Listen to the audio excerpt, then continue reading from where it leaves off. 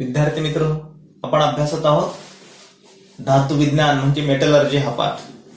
धातू विज्ञान म्हणजे काय हे आपण जाणून घेतलं.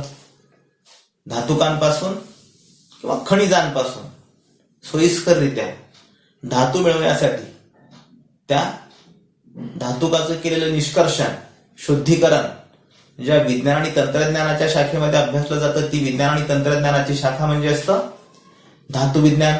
आपण धातूचे अधातूंचे भौतिक गुणधर्म, त्यांच्यामध्ये असणारा फरक अभ्यासला, धातूंचे रासायनिक गुणधर्म अभ्यासले. आता आपल्याला अधातूंचे रासायनिक गुणधर्म अभ्यासायचे. आता अधातू कशाला म्हणतात आपण भौतिक दृष्ट्या आणि रासायनिक दृष्ट्या अधातू म्हणजे काय हे जाणून घेतलं. ज्या भौतिक दृष्ट्या जर विचार करायचा असेल तर ज्या मूलद्रव्यांमध्ये चकाकी नसते, तन्यता, वर्धनीयता, सुवाहकता हा सामान्यपणे गुणधर्म नसतो, असे मूलद्रव्य म्हणजे अधातू. किंवा रासायनिक दृष्ट्या जर आपण करेक्ट व्याख्या केली त्याची तर काय, रासायनिक अभिक्रियेमध्ये भाग घेतल्यानंतर ज्या मूलद्रव्याचे अणू इलेक्ट्रॉन स्वीकारतात आणि जितके इलेक्ट्रॉन स्वीकारतात तितके ऋणायन तयार करतात त्या मूलद्रव्यांच्या अणूंना अधातू म्हणतो आपण. त्याचबरोबर या सगळ्यावरून जसं आपण धातूला धातू गुण किंवा विद्युत धन मूलद्रव्य म्हटलं, विद्युत धन मूलद्रव्य, तसं अधातूला काय म्हणता येईल आपल्याला, विद्युत ऋण मूलद्रव्य. कारण अधातू काय करतात, ऋणायन तयार करतात, म्हणून अधातूंना विद्युत ऋण मूलद्रव्य देखील म्हणतात. आता अधातू म्हणजे आणखीन आपल्याला एका वेगळ्या दृष्टीनं अधातूंबद्दल काय सांगता येईल. अधातू म्हणजे काय, ज्यांच्या भौतिक आणि रासायनिक गुणधर्मांमध्ये कमी साधर्म्य असलेल्या मूलद्रव्यांचा गट म्हणजे अधातू, त्याला आपण अधातू म्हणतो. आता अधातूंचे काय आहेत रासायनिक गुणधर्म, आपण भौतिक गुणधर्म अभ्यासले, त्याच्यापासून तार तयार करता येत नाही, त्याला तन्यता, वर्धनीयता हा गुणधर्म नाही.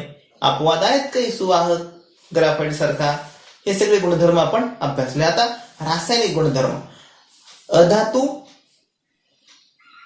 ऑक्सिजन सोबत, पाण्यासोबत, आम्लासोबत यांच्या रासायनिक अभिक्रिया कशा होतात, आपण ऑक्सिजन सोबत अभ्यासली होती धातूंची. तसं अधातूंची ऑक्सिजन सोबत जर रासायनिक अभिक्रिया विचारात घेतली तर अधातूंची ऑक्सिजन सोबत रासायनिक अभिक्रिया केल्यानंतर त्यांचे ऑक्साईड तयार होतात. आता त्यांचे ऑक्साईड कसे तयार होतात, आम्लधर्मी ऑक्साईड तयार होतात. अधातूंचे ऑक्साईड हे आम्लधर्मी असतात, हे सुद्धा आपण इयत्ता 8वी मध्ये अभ्यासलो होतं. 7वी मध्ये सुद्धा अधातूंची ऑक्साईड हे आम्लधर्मी असतात. अपवाद आहेत काही, काही अपवादात्मक परिस्थितीमध्ये न्यूट्रल म्हणजे उदासीन सुद्धा ऑक्साईड असतात. एखाद दुसरं उदाहरण आपण ते अभ्यासू. आपल्याला माहिती असलेलं अधातूंची ऑक्सिजन सोबत रासायनिक अभिक्रिया आता कोणतं आहे, उदाहरणार्थ कार्बन आणि ऑक्सिजन यांची रासायनिक अभिक्रिया म्हणजे कार्बन हवेमध्ये जाळला, हा कार्बन हवेमध्ये जाळला म्हणजे कोणासोबत रासायनिक अभिक्रिया होते, ऑक्सिजन सोबत. कार्बनची ऑक्सिजन सोबत रासायनिक अभिक्रिया झाल्यानंतर इथं काय होतं, याचं पूर्ण ज्वलन होतं आणि कार्बन डायऑक्साईड वायू तयार होतो. आणि ही रासायनिक अभिक्रिया होत असताना उष्णता ऊर्जा सुद्धा उत्सर्जित केली जाते. कार्बन हवेमध्ये जाळल्यानंतर हा कार्बन डायऑक्साईड वायू तयार होतो. मग ह्या वायूच आपण कार्बन डायऑक्साईड प्रयोगशाळेमध्ये तयार करण्याची कृती अभ्यासली मागच्या वर्गामध्ये. वायू पात्रामध्ये आपण लिटमस पेपर जर ठेवला, कसला लिटमस पेपर, निळा ओला लिटमस पेपर वायू पात्रामध्ये धरल्यानंतर त्याचा रंग कसा झाला, लाल रंग झाला. याचा अर्थ काय, हे कसलं ऑक्साईड आहे, आम्लधर्मी ऑक्साईड आहे.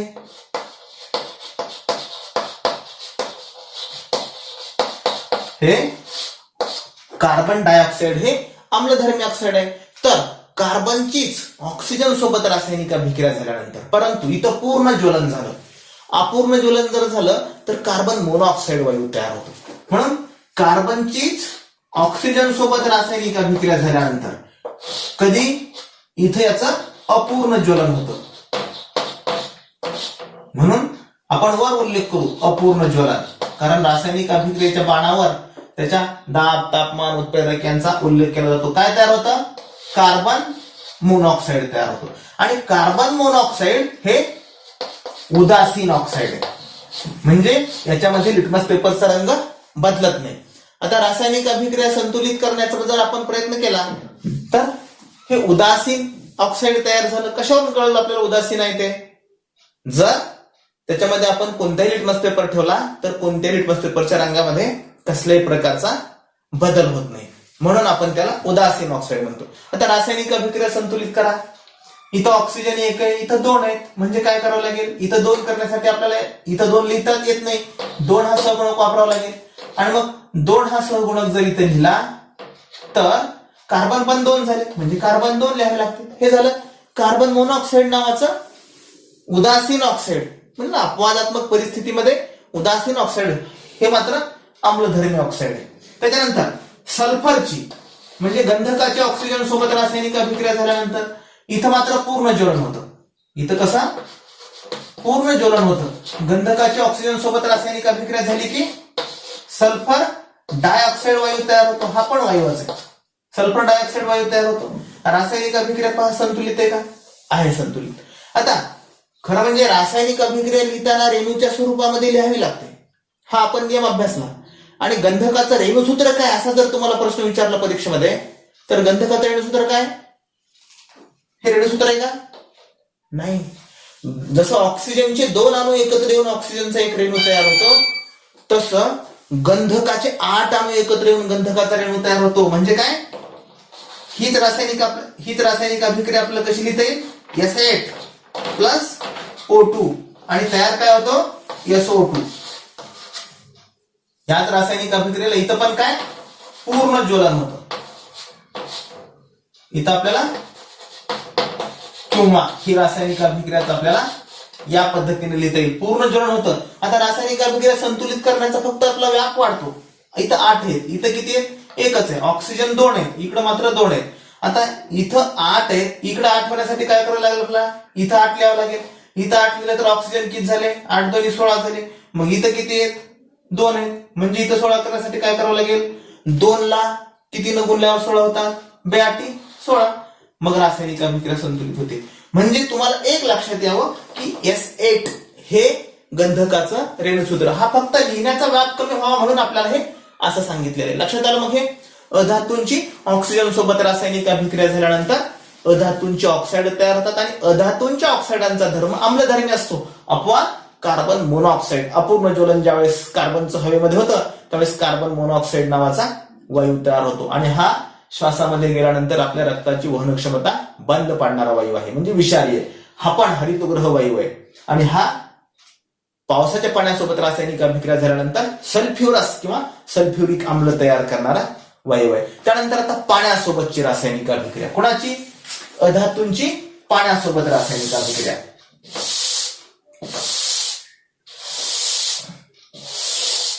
अधातूंची सामान्यपणे पाण्यासोबत रासायनिक अभिक्रिया होत नाही, परंतु याला अपवाद आहे. हॅलोजन गटामधल्या मूलद्रव्यांची पाण्यासोबत रासायनिक अभिक्रिया होते. कोण आहेत हॅलोजन गटामध्ये? आपण दुसरा पाठ अभ्यासला होता याच्या अगोदर. कोणता? मूलद्रव्याचं वर्गीकरण, आवर्ती. त्या पाठामध्ये हॅलोजन गण काय आहेत? क्लोरीन, फ्लोरीन, ब्रोमीन, आयोडीन, एस्टेस्टाईन हे सगळे मूलद्रव्य कसले? हॅलोजन गणामधले. का आपण याला हॅलोजन म्हणतो? कारण या प्रत्येकाच्या बाह्यतम कवचामध्ये 7 इलेक्ट्रॉन्स आहेत, प्रत्येकाची संयोजन 1 आहे, हे त्यांचं वैशिष्ट्य आहे. आणि मग क्लोरीनची पाण्यासोबत रासायनिक अभिक्रिया झाल्यानंतर हायपोक्लोरस ऍसिड तयार होतं. आपल्याला या अगोदर सांगितलं सामान्यतः अधातूंची पाण्यासोबत रासायनिक अभिक्रिया होत नाही, परंतु अपवादात्मक परिस्थितीमध्ये हॅलोजन गणातील मूलद्रव्यांसोबत होते.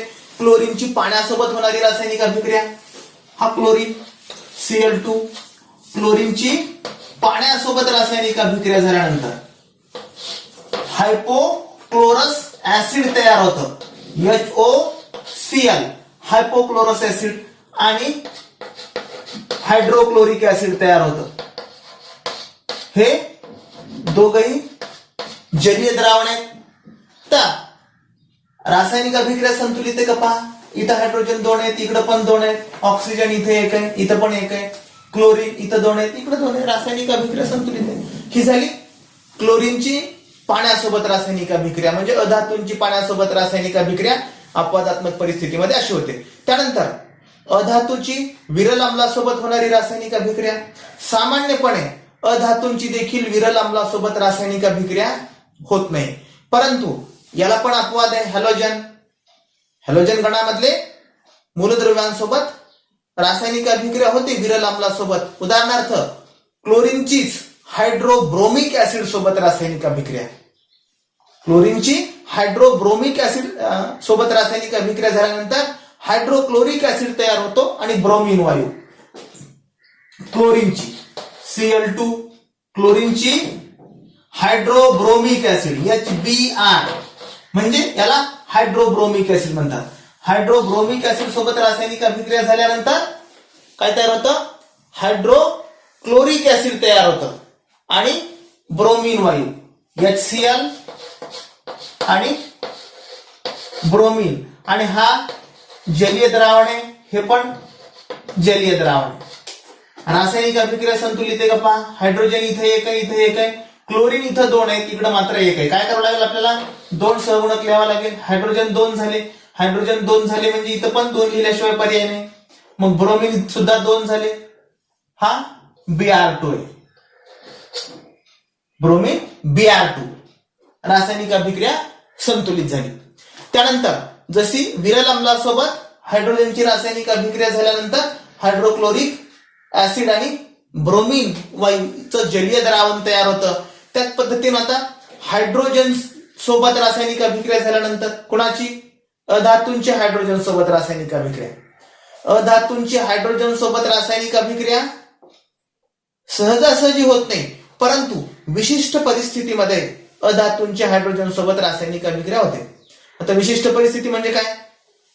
सुयोग्य तापमान, दाब, उत्प्रेरक यांचा वापर असल्यानंतर हायड्रोजन सोबत अधातूंची रासायनिक अभिक्रिया होते. उदाहरणार्थ गंधकाचे हायड्रोजन सोबत रासायनिक अभिक्रिया झाल्यानंतर हायड्रोजन सल्फाइड वायू तयार होतो. गंधक म्हणजे काय? सल्फर. सल्फरची हायड्रोजन सोबत रासायनिक अभिक्रिया झाली, हा स्थायी असतो, हा मात्र वायू असतो. गंधकाची हायड्रोजन सोबत रासायनिक अभिक्रिया झाल्यानंतर हायड्रोजन सल्फाइड वायू तयार होतो H2S, हा गॅस आहे आणि याचा घाण वास आहे, सडक्या अंड्यासारखा उग्र वास असणारा हा वायू आहे. बराच वेळ जर आपल्या श्वासाच्या संपर्कात आला तर डोकं देखील दुखायला लागतं. अशा प्रकारचा सडक्या अंड्यासारखा घाण वास असणारा वायू. हे पण लक्षात ठेवा, कारण आपण जर प्रयोगशाळेमध्ये हे सगळं केलं असलं तर वास पण लक्षात राहतो, कधीच विसरणार नाही. मागच्या अभ्यासक्रमामध्ये हे सगळं 10वीच्या पुस्तकात प्रयोग करून दाखवा आणि आपण प्रयोग करायचो. दिवसभर शाळेमध्ये सडक्या अंड्यासारखा वास, सगळे डोकं दुखायला म्हणायचे. कारण एकदा का हा वायू प्रयोगशाळेमध्ये तयार झाला की बराच वेळ याचा वास जात नाही, म्हणून हा उग्र वास असणारा वायू तयार होतो. आता सल्फर, खरं म्हणजे आपण रासायनिक अभिक्रिया लिहित असताना हे शिकलो की त्याच्या रेणूच्या स्वरूपामध्ये लिहावी लागते, आणि इथं मात्र सल्फरचं रेणूसूत्र यस आहे का? जर परीक्षेमध्ये विचारलं तुम्हाला गंधकाचं रेणूसूत्र लिहा, काही नाही विचारू शकता. गंधकाचं रेणूसूत्र काय? S8. जसं ऑक्सिजनचे 2 अणू एकत्र येऊन ऑक्सिजनचा एक रेणू तयार होतो, तसं गंधकाचे 8 अणू एकत्र येतात S8 आणि एक रेणू तयार होतो. याची हायड्रोजन सोबत रासायनिक अभिक्रिया झाल्यानंतर तयार काय होतो? H2S तयार होतो, H2Sच. परंतु रासायनिक अभिक्रिया संतुलित करण्याच्या दृष्टीने जर आपण पाहिलं, गंधकाचे 8 आहेत अणू, इकडे किती आहे? एकच आहे. म्हणजे काय करावं लागेल? याला 8 ने गुणावं लागेल. इथं 8 सह गुणक लिहिला. हायड्रोजन किती झाले? 8 दोन्ही 16 झाले. इकडे 16 होण्यासाठी काय करावं लागेल? मग या 2 ला सुद्धा 8 ने गुणावं लागेल, म्हणजे रासायनिक अभिक्रिया संतुलित होईल.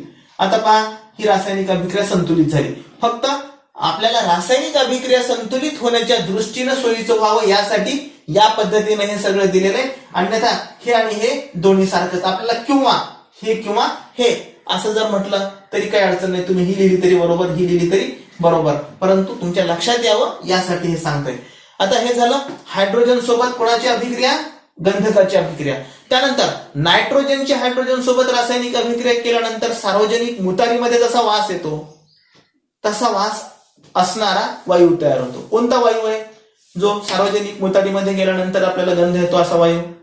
गंध नाही, खरं म्हणजे तो वासच आहे. गंध चांगला असतो. अमोनिया वायू तयार होतो. उदाहरणार्थ नायट्रोजन, रासायनिक अभिक्रिया लिहू आपण. नायट्रोजन आणि हायड्रोजन यांची रासायनिक अभिक्रिया झाल्यानंतर NH3 म्हणजे अमोनिया वायू तयार होतो आणि याला उग्र वास आहे. आपल्याला माहितीये रासायनिक अभिक्रिया संतुलित करण्यासाठी बघा, आता इथं हायड्रोजन 3 आहेत, इथं 2 आहेत, म्हणजे काय करावं लागेल, 2 चे 3 करायचे म्हणजे 2 ला 3 ने गुणावं लागेल. म्हणजे हे इथं 3 लिहिलं तर 3 दोन्ही 6 झाले. इथं काय करावं लागेल, 6 होण्यासाठी 3 ला 2 ने गुणावं लागेल. नायट्रोजन 2 आहेत, रासायनिक अभिक्रिया संतुलित झाली. या सगळ्या अधातूंच्या रासायनिक अभिक्रिया झाल्या. कशासोबत? अधातूंचे हे सगळे रासायनिक गुणधर्म आपण अभ्यासलं. अधातूची ऑक्सिजन सोबत रासायनिक अभिक्रिया, अधातूची पाण्यासोबतची रासायनिक अभिक्रिया, अधातूची विरल आम्लासोबतची रासायनिक अभिक्रिया आणि अधातूची हायड्रोजन सोबतची रासायनिक अभिक्रिया. हे मात्र लक्षात ठेवा. काय? क्लोरीनची पाण्यासोबत रासायनिक अभिक्रिया झाल्यानंतर हायपोक्लोरस ऍसिड तयार होतं, HOCl. कुठेतरी सोपा प्रश्न म्हणून HOCl नाव लिहा. आपल्याला वाटतं पुस्तकात तर याचं नाव दिलं नाही. हे हायपोक्लोरस ऍसिड आहे. येते लक्षात? या पद्धतीनं जर हे सगळं परीक्षेमध्ये विचारलं तर हे आपले सोपे आणि बोनस मार्क्स आहेत, जाताच कामा नये. कारण कुठल्याही रासायनिक अभिक्रिया फार काही क्लिष्ट नाहीत.